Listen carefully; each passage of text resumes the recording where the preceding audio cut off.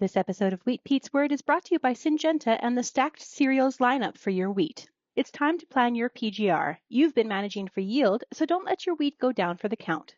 Modus PGR applied at T1 can improve standability, harvestability, and yield.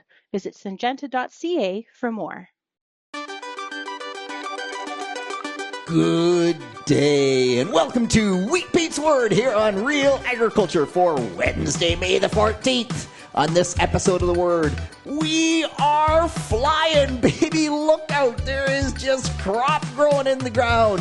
Hey, a couple of notes on new options for tools that we lost just recently, and then agronomy answers. We'll start with disease, and no, it's not alert, but it is concern, so don't miss that. We have fertility questions, we have tillage questions, and I don't know, there's lots of stuff to talk about till I once again run out of time. Let's go!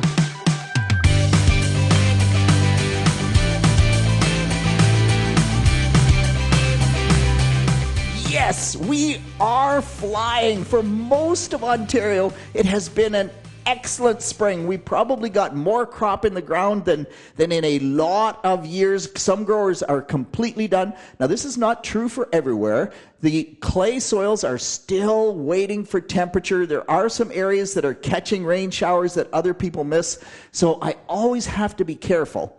But it's also been an excellent spring south of the border, so much so that they are on a record pace for soybean planting. They are 48% complete planted soybeans as of the last report, the 5-year average at 37%. So across the board, cotton's the only exception. They are well ahead of the 5-year average in planting all their crops.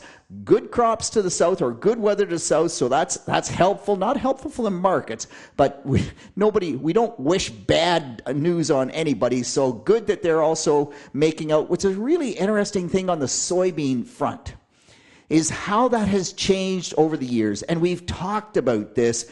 It used to be that you planted corn, then you planted soybeans. Now, at the very least, you are planting both of them at the same time, and that really pushes forward that soybean planting. But remember, this 48% is compared to a 5-year average, and the early planting soybeans did not change just overnight, but that push to plant soybeans continues, and it's showing up in these planting progress reports. On that note, I'd be really interested in people letting me know if they planted soybeans early, if they did a sulphur trial on that field. I'd like to know how many people did that, how many people are playing with early planted soybeans, and then I want the plot results. By golly, I want the plot results.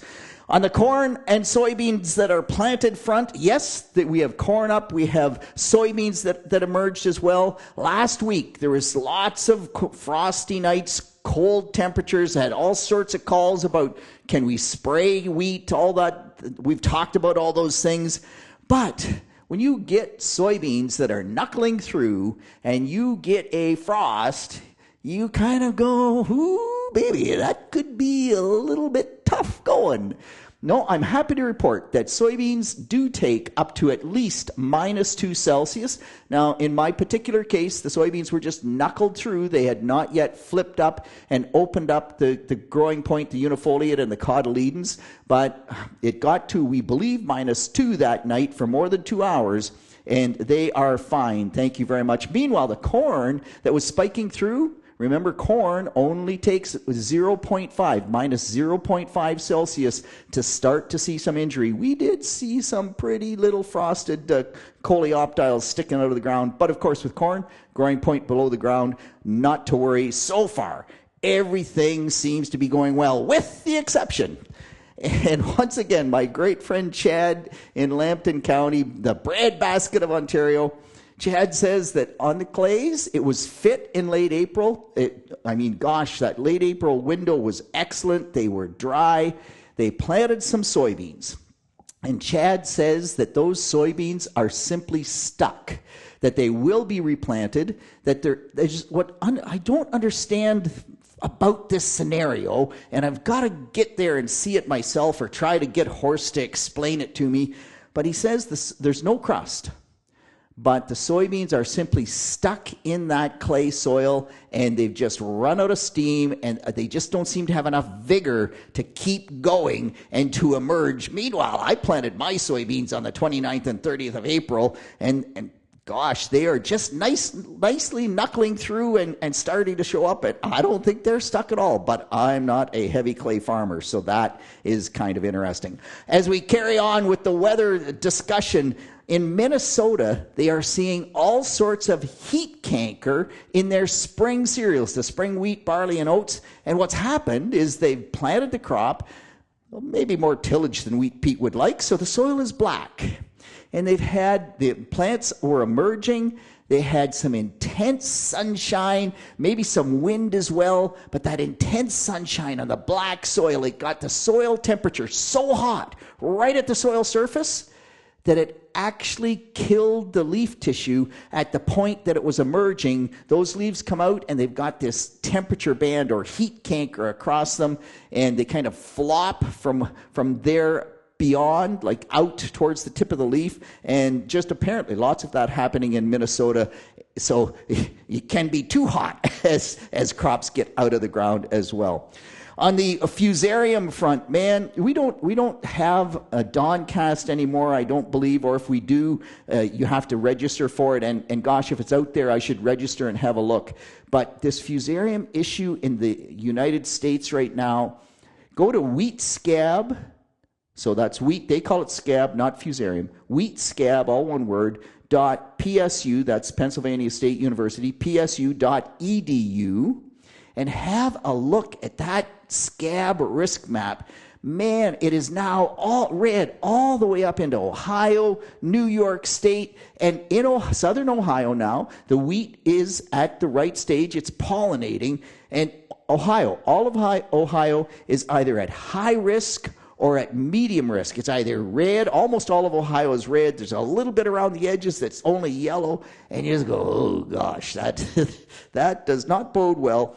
As I said last week, it can all change if they get super high temperatures.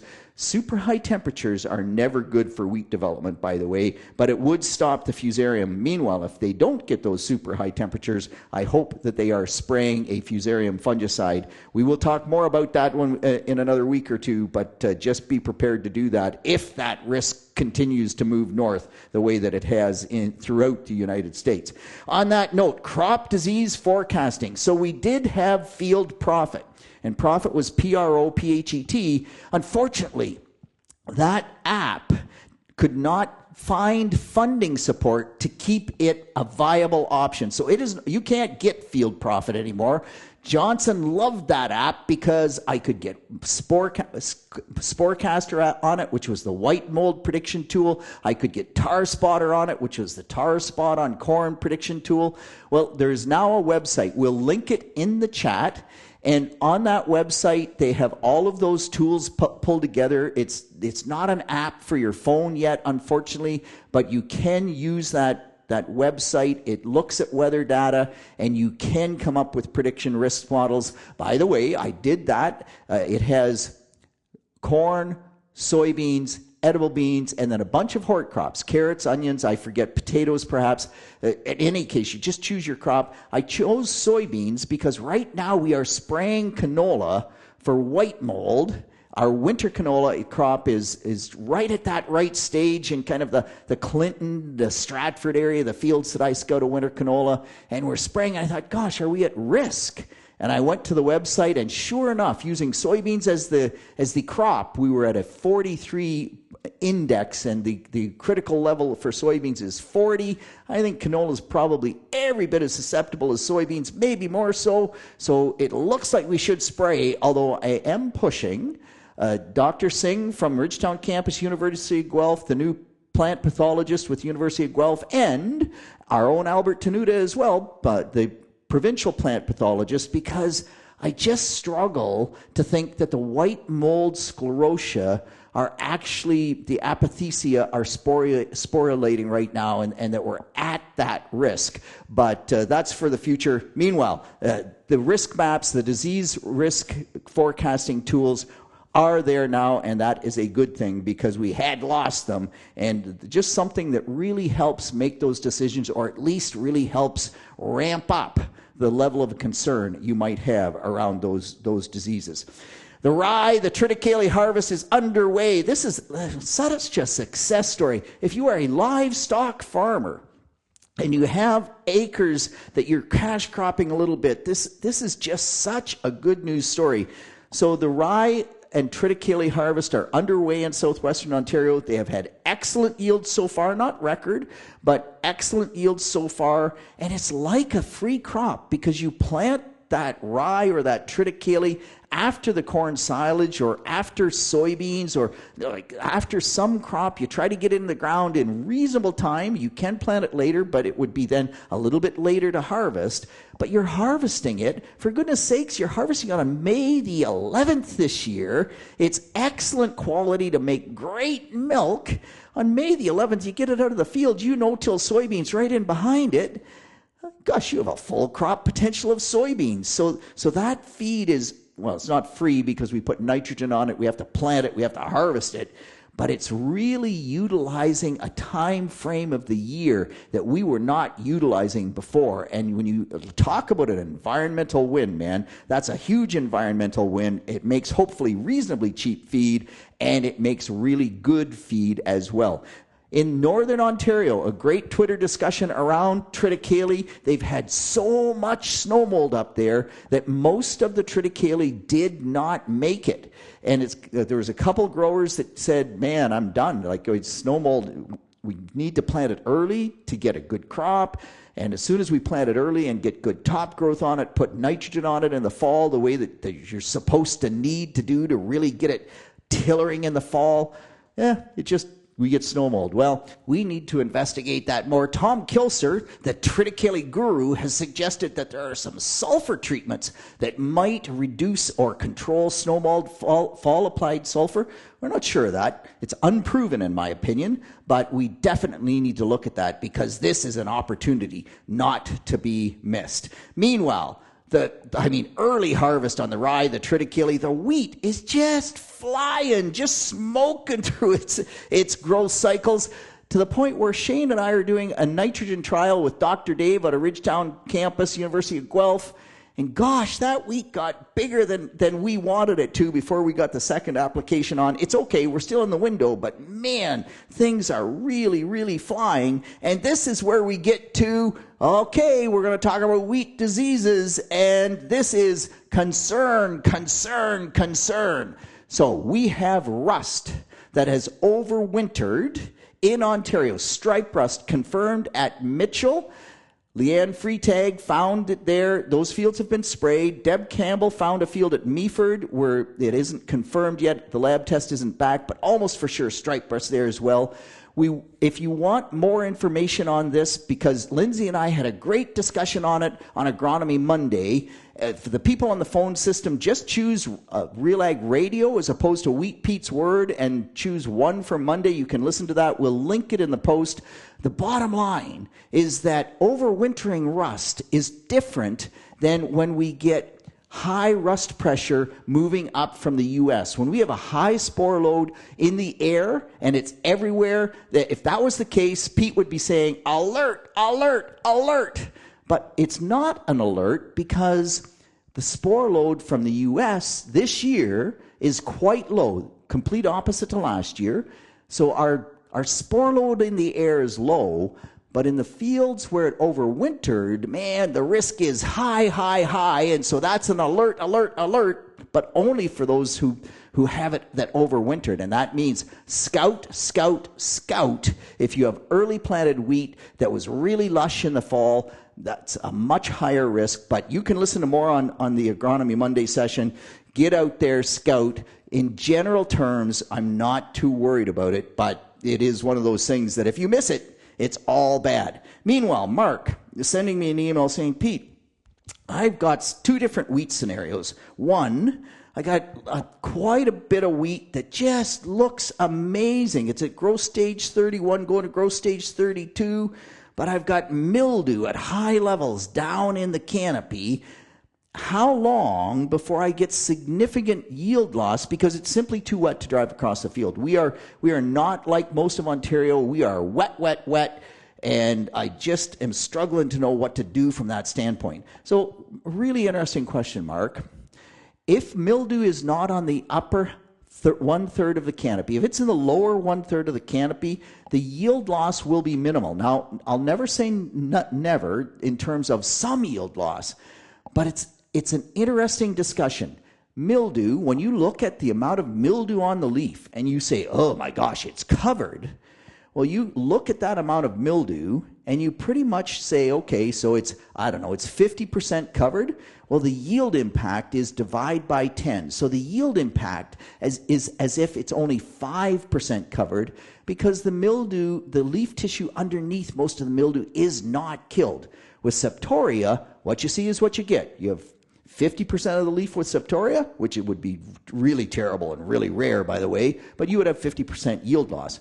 Rust is really interesting. It's the exact opposite of mildew.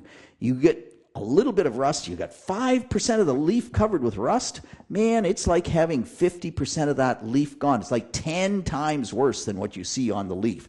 So, if you are sitting in that situation and the mildew is in the lower canopy, then the amount of yield loss will be small. It's still there. It's not zero, but it's not 15, 20 bushels, and you can wait. How long can you wait? Once it starts moving into the middle third of the canopy, then you have to be concerned. And if ever you see mildew on the penultimate leaf and the flag leaf, man, that is significant yield loss. I've even seen it up on the head. Don't forget with mildew that high temperatures stop it. If we get 30 degrees Celsius temperatures, it will stop mildew. But guess what?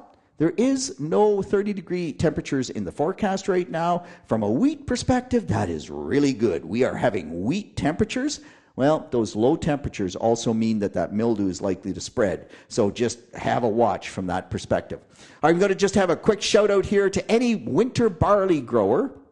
Man, if you're in the Stratford area, in fact, if you have winter barley, period, but it looks like we have a real hot spot, Stratford, Lucan, Exeter, in that zone, winter barley appears to be full of barley yellow dwarf virus. Now remember, that infected last fall, and you can get more on this on Agronomy Monday as well. Just as with the rust, Lindsay and I talked about barley yellow dwarf, and there's nothing you can do about it at this point, although there is some barley yellow dwarf fields that are that bad that they're being taken out and replanted. That's rare, but that's how severe it is this year. We'll give you more updates on that. If you want to know more, again, listen to Agronomy Monday. Okay, I'm going to carry on. I'm going to talk about fertility here. Mark with an awesome question. So he has all this good wheat. He also has that, and on the really good wheat, he got his nitrogen and sulfur on, I think in early April, late March, something like that, and that's the good wheat.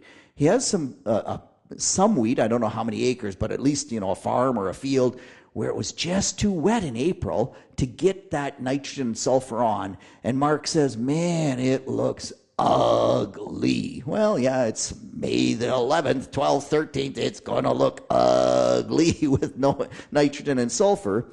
So he called in the air cavalry. I like this. He droned on 75 pounds of AMS, 75 pounds of urea. His question is twofold. One, how much yield loss?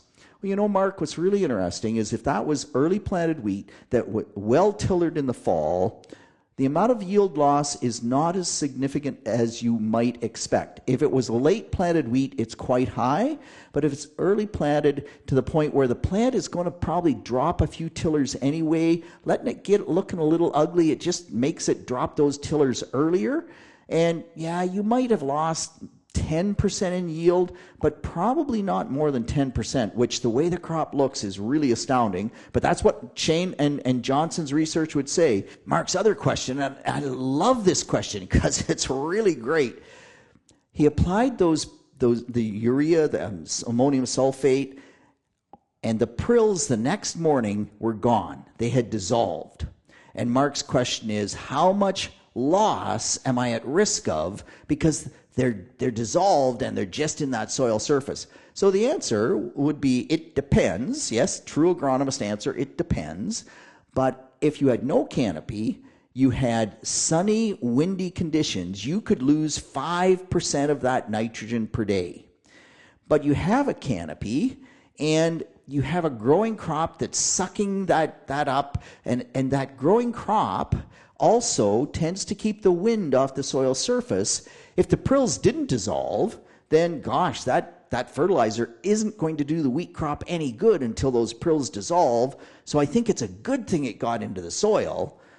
Are you at some risk of nitrogen loss? Sure. Is it a high risk? I don't think so. And then Mark chimes in and says, well, by the way, my cation exchange capacity is 27 on that particular soil. You go back to Josh Naselski's research, if you are over 25 cation exchange capacity, your risk of volatilization loss drops essentially to zero. Mark, I don't think you have any loss to worry about at all. I think you're in good shape. Okay, Claire saying, hey, Peter, you've always talked about burn with 28% nitrogen, and you get less burn if the plants are dry.